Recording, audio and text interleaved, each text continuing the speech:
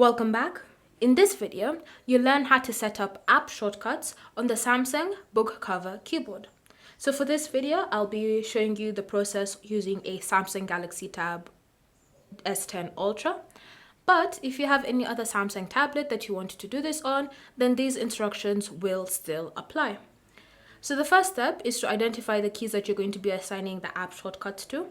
So on my Samsung book cover keyboard, I have these keys, app 1, app 2, and app 3, which are located on the F1, F2, and F3 buttons. Obviously, depending on your region and maybe your area, you might have them assigned to different keys. And so once you've recognized those three buttons, the next step is to assign the app to that specific shortcut key.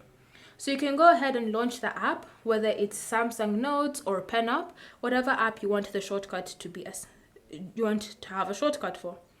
Once you've launched the app, then the next step is to just simply press on the FN button on your keyboard at the same time as you press on app 1, app 2, or app 3, so that you can assign any of these three buttons the app as the shortcut. So FN, and let's say app 1. So finger on FN, finger on app 1, and then just keep pressing until you see a notification on your screen saying that the app has been assigned.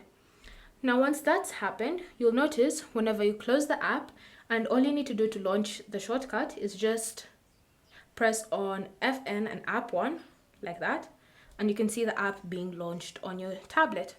So you can go ahead and assign other apps to those other shortcuts. So for example, if I want app 2 to open the Messages app, then all I need to do is launch Messages, FN and app 2, and then long press until I see a notification. And then once the notification has arrived that it's been assigned, I can go ahead, close the app, and whenever I want to launch it, FN, app 2, and the app will be launched on my tablet. If you want to assign another app to an already assigned key, it's fairly simple.